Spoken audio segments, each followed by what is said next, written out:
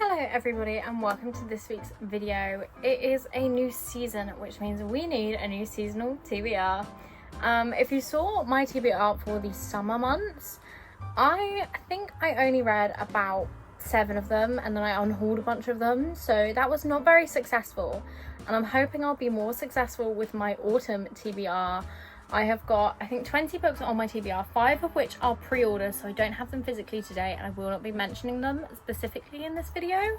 But the other 15 are books on my physical TBR and I must be held accountable for getting them off my physical TBR. So, with that said, let's get into the 15 books that I plan to read this October. This September, October, November. That's the 3 months I'm giving myself to read these. So we're starting with In the Weeds by B.K. Borison. I read Love Light Farms about 2 years ago now. I didn't love it, but I would like to continue the series. So I'm just going to go into book 2, which I believe is In the Weeds. If I'm wrong, please correct me. I don't know very much about this. It says, a grumpy farmer, a no-nonsense social media influencer, a small town of busybodies, and 4 very cute kittens. I'm hooked. I love kittens and Grumpy Sunshine. It just sounds really cute. So that is book number 1 for the TBR. I've got this lovely shelf back here now with jelly cats on to put my books for these videos. Then another book. This is entirely based on the colour scheme of the front cover. I don't really know much about, and the fact it says fall in the title. But that is Fall for Him by Andy Burke. This is a male-male romance, and again, I don't know very much. There's a dog on the back of it as well. We love that. So it says, with hilarious hijinks and heart, Fall for Him is about finding out what it really means to fix things when life crumbles. So that sounds quite cute. But again, I don't want to spoil too much for myself. And this has got the lovely, like, not jagged edges. That's not what I mean, but I can't think of what I mean. And it's beautiful and floppy. I'm very excited to read this one. Then we have got a book that has appeared in a video recently, Cleopatra and Frankenstein. I have to read this by the end of November, or I have to get rid of this and Blue Sisters. That's my rule. If I don't read the books for, what video? What was the name of that video? Like reading the first chapters of books to see if I want to read them. That is my ruling with this. If I don't read those books by the end of the year, but this one specifically the end of November, I'm getting rid of it, and any other books by that author, because I'm obviously not interested in picking it up. So we've got this one, which is like an age gap, almost toxic Magnolia Parks-esque romance, I believe, between Cleo and Frank. So excited for this one. I do think I am going to pick this up and hopefully enjoy it. Next up, we've got another one that has been on my TBR for far too long. The 7 Husbands of Evelyn Hugo by Taylor Jenkins Reid.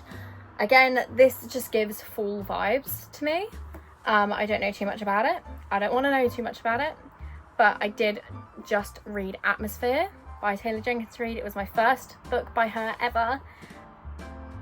I'm obsessed. Obsessed doesn't even begin to describe how much I love that book. I'm so gutted as well I didn't film it. It's not in any of my videos, so I just have to keep that to myself. How am I meant to do that?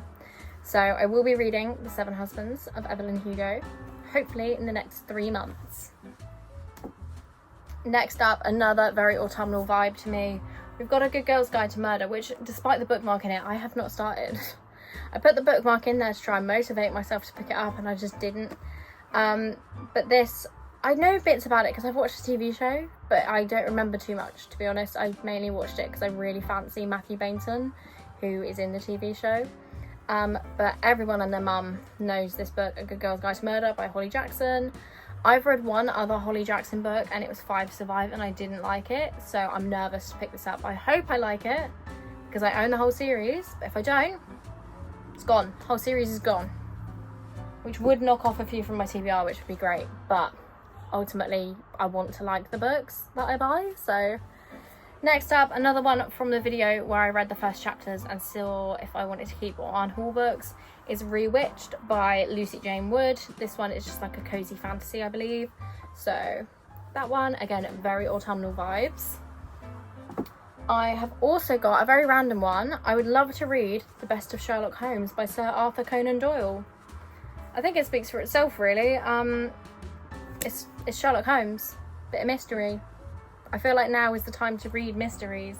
I'm feeling very academic because it's September, you know? So that is on the TBR. Right, next up is a bit of a rogue one. It's a fan fiction that I have the physical copy of, so it counts towards my physical TBR. And that is volume 2 of All the Young Dudes by Miss King Bean. I think it's safe to say I'm obsessed with this. I loved volume 1, which was years 1 through 4, and this is then years 5 through 7. And I love the cover of this one. Look at Remus and Sirius, my boys. So yes, I want to read this one. This won't be in a video because we don't support JK Rowling.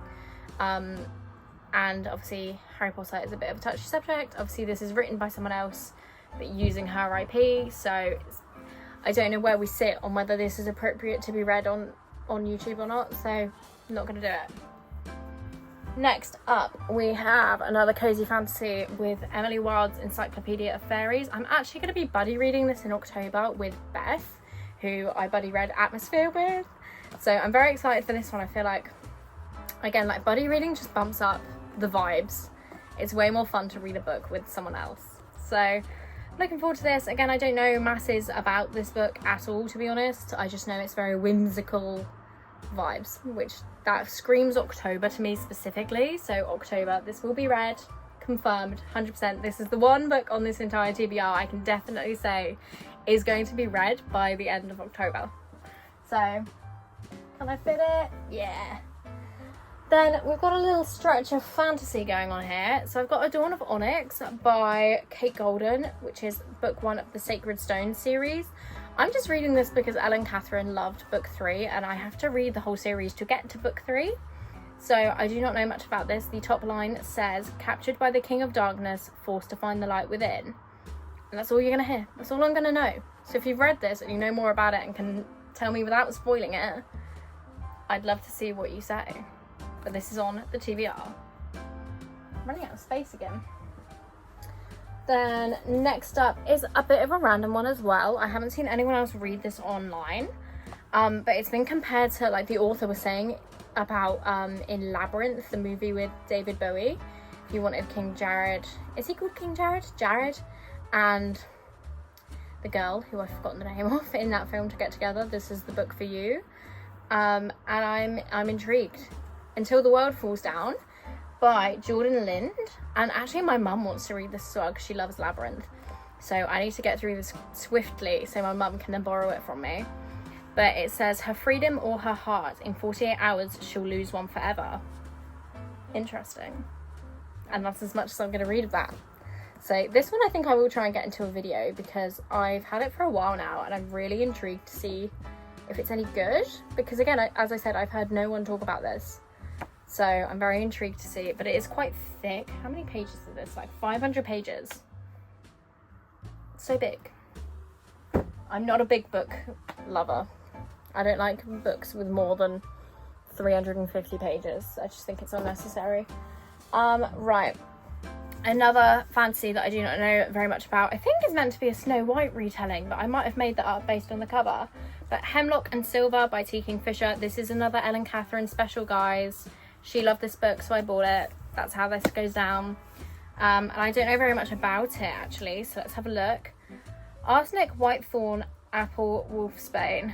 Healer and Anja regularly drinks poison, not to die though, but to save. Okay, that's where I'm going to stop. I feel like that's a good point. But yeah, that's all I want to know. But if Ellen has loved it, I really hope I love it, because we've got such polar opposite tastes in fantasy, which worries me for the next book we're going to talk about as well, which is, oh, sirens going past my house, Diabound by Sable Sorensen. Ellen has just read this and she really liked it, and now I'm worried that I'm not going to like it because I don't tend to like the same fantasy books as Ellen. But this one says, only the worthy survive the bonding trials. She'll risk her life and her heart to be one of them. It's bond or bleed, duel or die. Failure is ruin. So I think this has similar vibes to me as Feybound, maybe just because they've both got bound in the title. But I think this, because the series is called Wolves of Ruin, so I'm assuming you need to be bound to a wolf kind of thing. And there's trials. We love trials. And look at the gorgeous edition I managed to find. I got this in Waterstones in person because I'd looked for it online. It said it wasn't available anywhere. So when I went in and I saw this, I was like, you're coming home with me. Get in my basket. And it did. It's come home with me. And anyone interested, I got the blue cover. Oh my god, I haven't even looked at this. Hello. That's stunning. That's stunning. I didn't even know that was on there. But yeah, so that is on the TBR. I did buy it because it was pretty, can't lie. So that is that. Then the final two books, one of them I've started and one of them is not a fantasy, so I'm going to leave that one till last. But the book I've started and doesn't have a cover on it right now is Fearful by Lauren Roberts. This is obviously the 5th and final installment in the Powerless series. I love that series. I eat that shit up. You can see this shelf here is my Powerless series shelf. So of course I'm going to read this, and I'm going to say nothing. It's the final installment in a series. If you know, you know. But I'm on page 100 of that right now, and it is September 10th. So this is definitely getting read as well, actually. There you go, 2 books confirmed will be read. And I'm not loving it so far, but I'm not very far in, so. And our final book for the TBR, this is entirely because it was a pre-order and it happened to arrive whilst I was prepping to film this, and that is Wildcard by Elsie Silver. We love a ex-boyfriend's dad trope. Birthday Girl by Penelope Douglas. I ate that shit up, and I intend to do the same with this. So it says, Sebastian Russo is a grumpy, hot as hell fire pilot who is too damn good with his hands. It's the perfect combination. But unfortunately for me, he's also my ex-boyfriend's dad. A chance meeting brought us together, and a missed connection has kept us apart. This is being read very soon. I don't think I can have this in my room, in my possession, and not read it immediately. So, very exciting. But that does mean that is the final book for this TBR. You can see them lovely and stacked behind me now. Let me know if there's any books on there that you're also planning to read for autumn. If there's any that you don't think fit the autumn vibe, let me know down below. And I hope to see you next week with another video. Bye!